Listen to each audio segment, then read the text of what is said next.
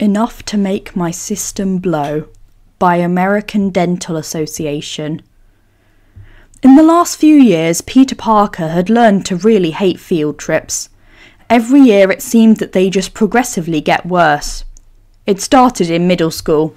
He had an asthma attack during track and field day in 6th grade. He had to sit out the rest of the day with his inhaler clutched in his fist. Sure, that wasn't too out of the ordinary for him at the time, but it was just the beginning of a subsection of Parker luck that he had started referring to as the impending field trip disaster. 7th grade, bit by a llama at the petting zoo. 8th grade, almost drowned in a swimming pool. Freshman year, bit by a radioactive spider on a trip to Oscorp and spent the next 3 days feeling like his bones were being rearranged inside his body. Sophomore year, saved his entire decathlon team from plummeting to their doom, got locked inside the most high-tech storage facility he's ever seen, broke it open with a calculator and split a ferry in half. Needless to say, when his class's field trip to Stark Industries was announced, Peter was less than enthused. Peter stares up at the tower in dread. He can't even hear Ned's excited commentary beside him. Instead, every doomsday scenario he can think of flickers through his head on loop. Battle of New York Part 2, electric boogaloo. The building explodes. Mr. Stark shows up and reveals he's Spider-Man to his entire class. Ready for all your lies to be exposed, penis? Flash Thompson manages to convince the entire class that he is a liar. Or Tony Stark finds out and kills Flash Thompson. Well, he is technically a liar, hazards of being a superhero, but not about his internship. Peter just sighs and lets his head hit the back of the seat. Today is not a good day for this. Patrol was brutal the night before. A mugger managed to get lucky, and Peter had to spend the rest of the night stitching up the knife wound in his side as a result. He's running low on sleep and even lower on red blood cells. It could have been worse. At least he managed to convince Karen to not rat him out to Mr. Stark this time. He doesn't want Mr. Stark to think he can't face a single mugger. It's not a lie, Flash, Ned snaps. God, Ned is the best. All right, time to go, class. Off the bus, Mr. Harrington calls before Flash can get in a retort. Peter gets up like an old man to not pull at the stitches in his side. The lack of sleep seems to have slowed his healing factor somewhat. He's dead on his feet. Especially with the cold weather, he just feels sluggish.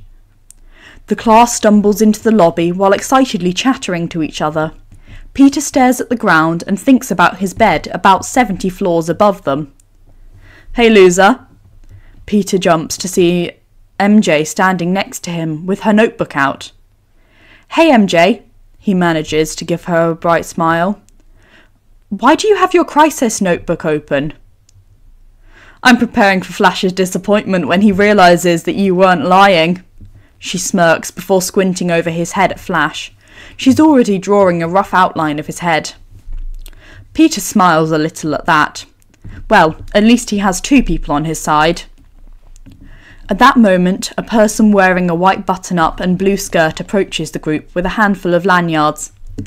Hello everybody, my name is Cassidy. Pronouns are they, them, and I will be your tour guide for today. Before we get started, I will call each of you alphabetically to come forward and collect a visitor's pass.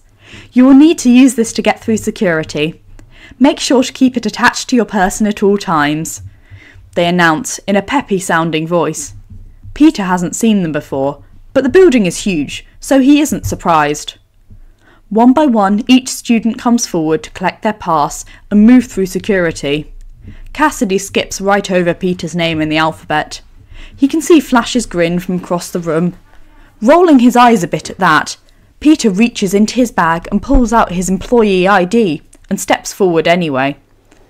Unlike his classmates' badges, which hang on lanyards, Peter's is simply a thick metallic card with his name and employee number. Engraved on the back are the words Stark Industries. It is virtually useless, just a piece of heavy plastic. Friday has his biometrics stored in her files, so he really does not need any form of ID. Truly, his ID's only function is to keep up appearances in front of other people, like it is doing now. Peter approaches the security station and doesn't even bother taking off his bag. He scans his useless piece of plastic and walks through the metal detector with his backpack on. Unlike his classmates, there is no beep to indicate his movement through. Instead, he knows from experience that a message will appear on the security panel from Friday, reading, "Peter Parker, Security Level 10, authorised to carry classified materials." It's subtle. Peter moves through security like a ghost, just the way he likes it. Peter bounds past the security checkpoint and catches up with Ned and MJ on the other side of the room. He watches MJ's smile turn vicious as she gazes behind him. Peter turns to see Flash glaring at him from the other side of security, still waiting for his name to be called. Well, hopefully that will shut him up for the rest of the tour. Peter sighs. It would be the best outcome. Very few people saw it, and it would be hard for Flash to argue about. Maybe now he can worry about the rest of this field trip in peace. "All right, class, first stop is the Avengers Museum. Follow me," Cassidy says, clapping their hands together. "Now, who can tell me what year the Avengers Initiative was formed?" Peter tries to pay attention to the tour. He really does, but he has seen this all before. On top of that, he is just waiting for the other shoe to drop. He knows that he's being paranoid, but there's got to be something. He begins to slip into vigilante mode, scanning entrances and exits, cataloguing people, cameras, listening to his spidey sense. "Are you actually scared of spiders?" Ned asks incredulously. "Huh?" Peter looks up and finds himself standing in front of the Spider-Man exhibit. He feels his face flush bright red. He forgot Mr. Stark put this here.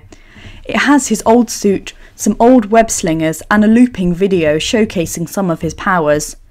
The most embarrassing thing out of everything, though, is the list of fun facts written on the display plaque.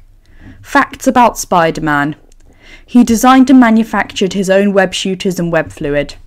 Objectively true. He paces on the ceiling when in deep concentration. Hey, it's fun. He enjoys smoothies, and Sam's expression when he slurps them down. He hates peppermints. Ugh. He's scared of spiders. Who isn't? Peter groans. You would be too if the last time you were bit by one you contracted radiation sickness so bad that you grew abs, he mutters under his breath. At the reminder, he covers the back of his neck with his hand. His fingers trace over the 2 pinprick scars that still reside there. Dude, that is the coolest sentence ever, Ned gapes. Peter snorts.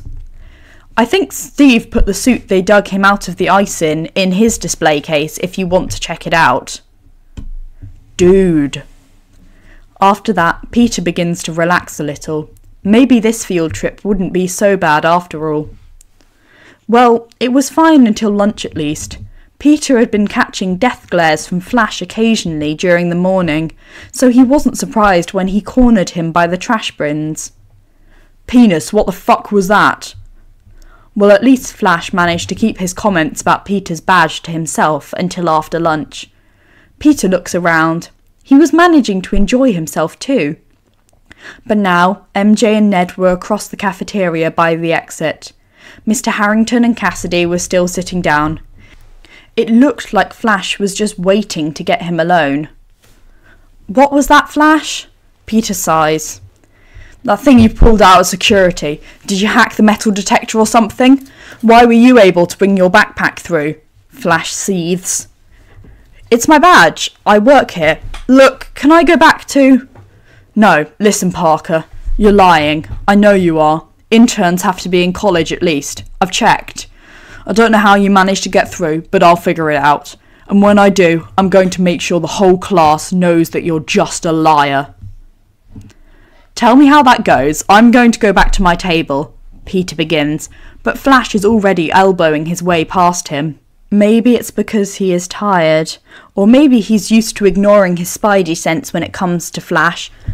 Either way, Peter has to bite down a gasp as he feels Flash's elbow connect with the stitches in his side. Hard. He feels a pop and then white-hot pain as the stitches split open. Peter drops his tray and his hands fly to his side as he feels blood begin to soak into his shirt. Flash looks back and gives him an odd look as he walks away. Peter knows that almost screaming is not a normal reaction to being shoved, but he can't help it. That hurt like hell. Thank God his shirt is red, or there would be a lot of questions right about now. Maybe there's enough time left with lunch. He could sneak off to the medbay before... "Parker, where are you going?" Mr. Harrington asks as Peter heads towards the door. "The medbay, so I can stop bleeding out from the stab wound I received while flying across New York in bright red spandex."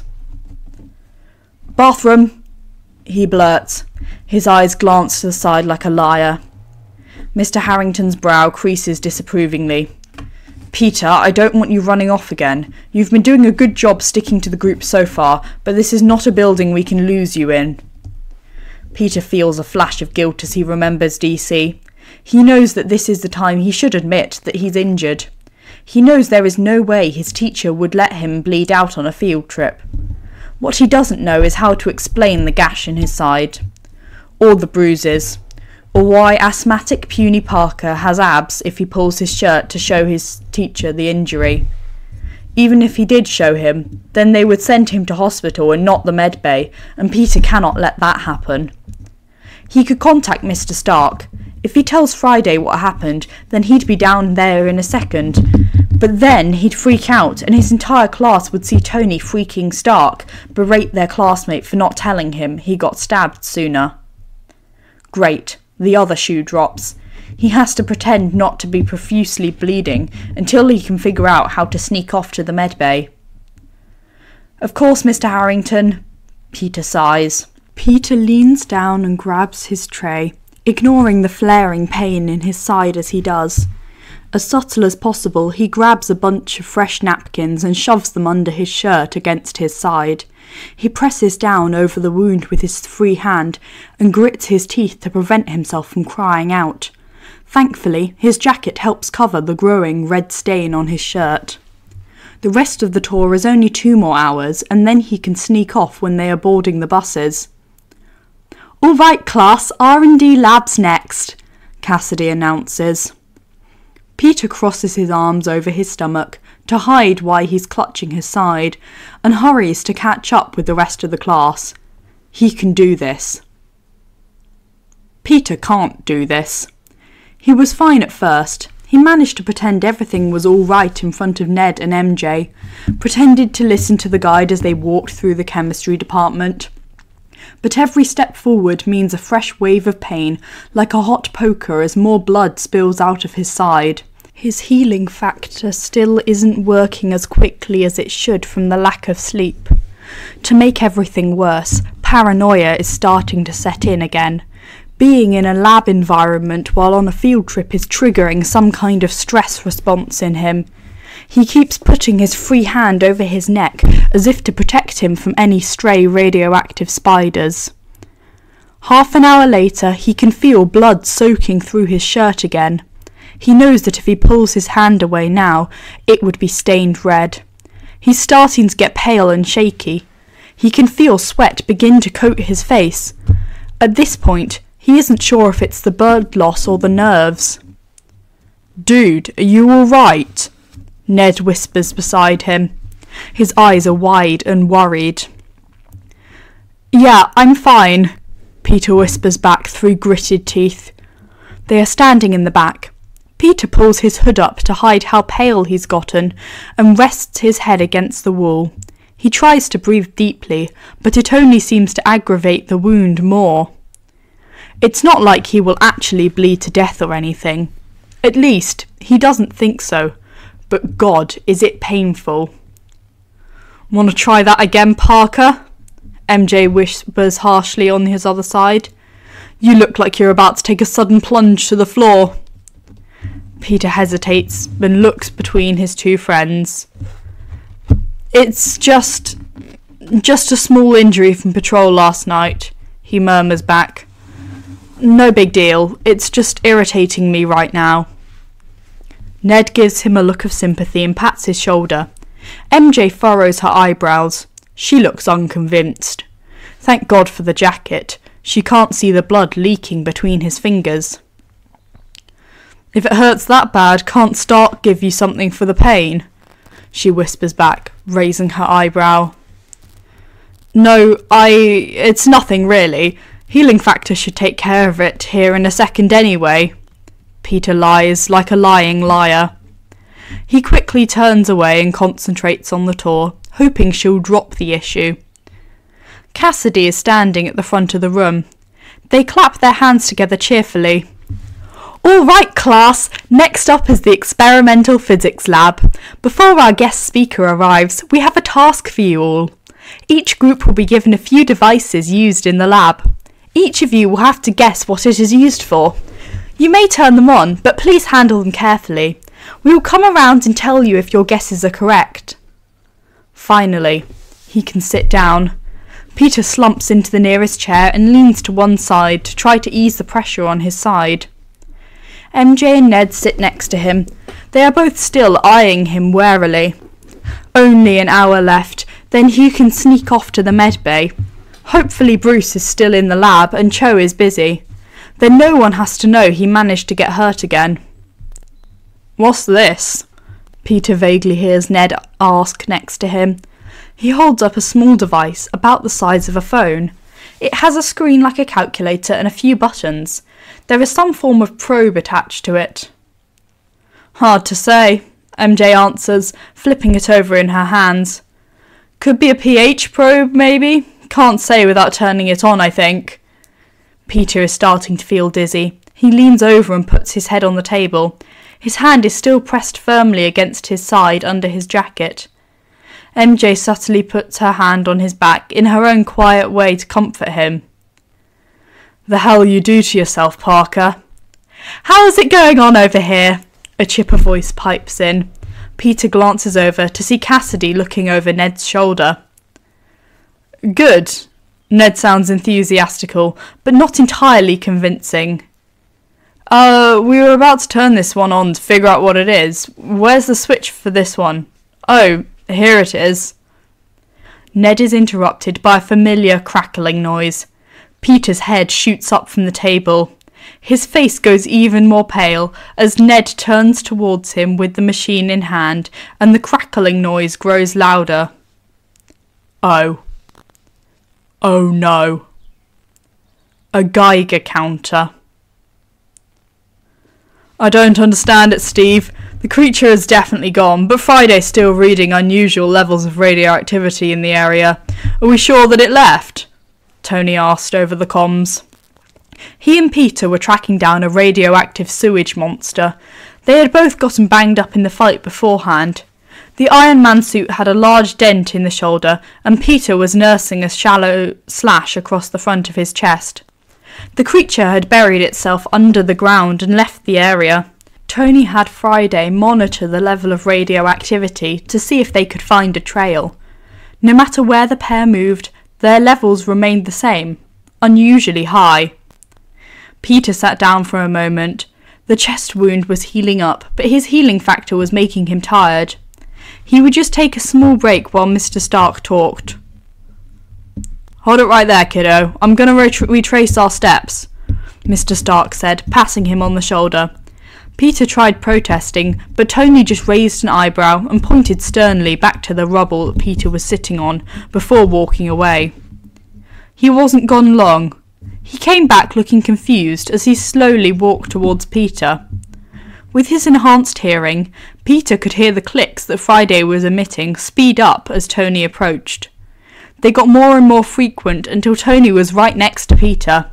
The clicking almost became one long buzz as the sensor in Tony's suit came near the cut across Peter's chest. Did I ever mention that the spider that bit me was radioactive? Peter said hesitantly. Huh. Peter's blood is radioactive. Oh God. His blood is radioactive because he's Spider-Man, but no one knows that, and the tour guide is staring at Peter in horror because they think he has radiation poisoning. Oh God. Oh why? Oh no. Mr. Stark is going to be so mad at him. Hey, kid, can you look at me for a sec? Cassidy says, kneeling down next to Peter like he's 5 years old. Peter winces and turns to face them. Cassidy gasps quietly and tries to school their face into a neutral expression when they see how pale and sweaty he is. Stay right here. I need to grab your teacher and a staff member, they stutter before they jump up and rush across the room. Wait, I can explain... Peter starts, but they are already gone. He groans and puts his head in his free hand. Dude, are you okay? Are you radioactive or something? That machine sounds exactly like the Pip-Boy in Fallout when you get too close to the water. Ned whispers frantically. MJ doesn't say anything, but her hand has migrated to his shoulder and she is gripping it tightly. I'm fine, Ned. It's a Spider-Man thing. The spider that bit me was radioactive, remember? He mutters back. It's not enough to be harmful to other people, but oh man, they're going to think I have radiation poisoning, and they're going to take me to the hospital, and then my blood test is going to come back weird, and they're going to find out I'm... Say you have thyroid cancer, MJ interjects. You took a radioactive iodine pill and didn't listen to the doctor's isolation instructions. Dude, I can't lie and say I have cancer. That would be horrible, he shrieks frantically. MJ just shrugs in response. Do you have any better ideas? It's too late to brainstorm anything else because the tour guide is coming back with a very nervous-looking Mr. Harrington and a stressed man in a lab coat. Cassidy and the scientist kneel down next to Peter again, while Mr. Harrington pulls over a chair and sits in it like he is about to lecture Peter about the dangers of peer pressure. At this point, the chatter in the room has died down, and over half of the class is craning their necks to see what is going on. Hey, kid, the scientist starts. He looks like he's desperately trying to be soothing, while also panicking heavily. Peter suddenly wishes he could just die of embarrassment or blood loss or something right now, rather than deal with this. My name is Dr. Lee. I'm one of the supervising scientists for SI. Are you feeling okay? I'm fine, Peter grimaces. Yeah, about that. Do you mind if I just turn on this machine for a second? Cassidy remarks and flips the switch on the Geiger counter. Wait, no! Peter is interrupted by the sudden crackling of the Geiger counter on the table. Cassidy brings it closer and winces when she reads the numbers on the screen. Dr. Lee leans over and pales when he sees the results as well. He leans over and whispers into Cassidy's ear. No normal kid would have heard it, but with Peter's enhanced hearing, he can hear him say, "Check the other students." Cassidy hurriedly gets up and walks between the tables while holding the machine. Peter can hear the clicking almost immediately stop as they move away from him. Dr. Lee watches for a moment as Cassidy moves to the other side of the room and shakes their head. The scientist turns back to Peter. Did you leave your group at any point in the tour? Touch anything? Ingest anything in the labs? No, let me explain. He didn't. I've been keeping an eye on him. He's never left my group. Mr. Harrington interrupts. What is going on? Is my student in trouble for something? Nope. He's just bleeding and trying not to out himself for Spider-Man, Peter thinks exasperatedly. Dr. Lee looks deeply troubled. Mr. Harrington, your student is displaying severe signs of radiation sickness. Peter is certain that Dr. Lee was trying to be discreet, but he obviously didn't account for how quiet the class had grown while they were talking. The class immediately breaks into whispers and gasps.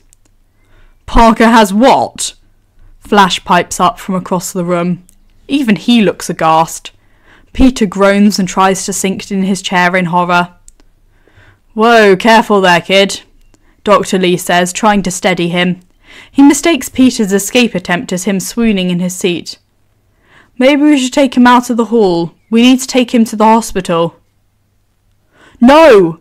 Peter yelps and flails in Dr. Lee's grasp. He suddenly has a stroke of inspiration. I'm an intern here. Contact my lab supervisor. He needs to know there's been some kind of leak. He can take me to hospital. Parker, now is not the time to be lying about an internship. You are literally dying. Flash yells frantically from across the room. Peter would be touched that he cares if he wasn't such an asshole about it.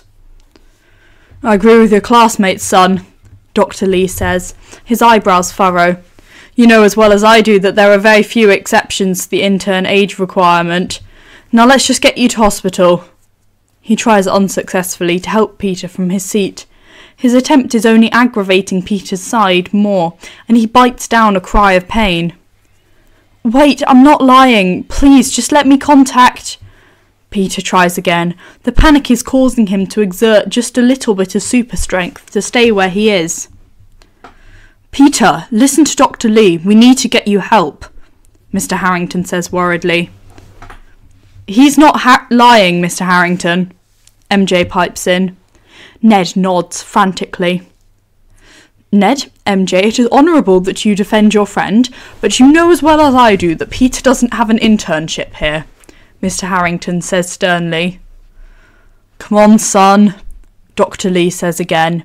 He tries to sound soothing, but all it is doing is making him panic more. Fine. Time for his last resort.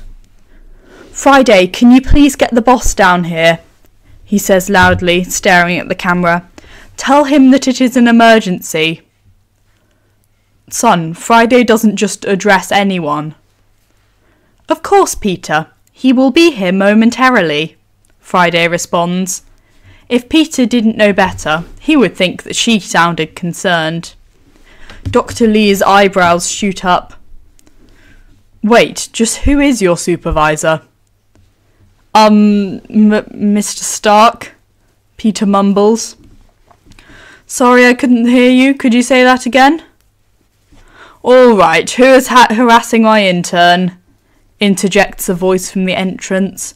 Someone gasps as one Anthony Edward Stark strides into the room, wearing a grease-stained Led Zeppelin shirt, jeans, and a pair of sunglasses. Peter wishes he could enjoy the way Flash's jaw drops. Based on how frantically MJ is suddenly drawing next to him, he assumes that at least she gets to enjoy the situation at least. You doing okay there, Peter? Hi, Mr. Stark. I have radiation poisoning, Peter groans. Tony's eyebrows shoot up, and he schools his face into an appropriately concerned expression. Peter would almost believe it if he didn't see the corner of his mouth quirk upwards. Huh, that's not good. I must have messed up the protocols when working on experiment 420-69. Peter cringes when he realises how stupid of a fake number he picked. Mr. Stark has to actively suppress a grin. Well, we better take you up to medbay. What did I tell you about being careful around experiment 420-69? Tony hikes up the fake concern and somewhat dramatically drags Peter to his feet and begins to guide him out of the room. Dr. Stark, Mr. Harrington starts. Tony points back at Mr. Harrington. Teacher, I'm going to take my kid upstairs to get him acquainted with some potassium iodide. We are going to have a stern lecture about proper lab safety when working on experimental radioactive materials. You will hear from me shortly with any update on his condition. I will contact his aunt. You can take care of the rest of the class. Capiche? He guides Peter out of the room before he can argue. Peter stumbles beside him, still dizzy from the blood loss. Careful there, kid, Mr. Stark murmurs and rubs his arm reassuringly. As the door swings shut behind them, Peter's hearing barely picks up. Wait, Peter actually knows Tony Stark? Who cares? Is he going to be okay? They make the most of the way down the hallway before Mr. Stark takes off his sunglasses and bursts into laughter. Radiation poisoning, underoos. What'd you do? Accidentally set off a Geiger counter or something? He laughs harder when Peter groans into his side. Well, kid, you just scored a free holiday from high school. Peter groans louder as they enter the elevator. Oh man, I'm going to have so much homework. Tony snorts. Don't worry, kiddo, I'm sure that radiation poisoning is a very valid reason to get excused from a Spanish test. He smiles down at Peter. You almost had me fooled, kid. How did you manage to get yourself so pale and shaky looking? It's really convincing. Oh, I got stabbed. You what? Thank you for listening. I really hope you enjoyed. Thank you again to the author for giving me permission to record this. Have a lovely rest of your day.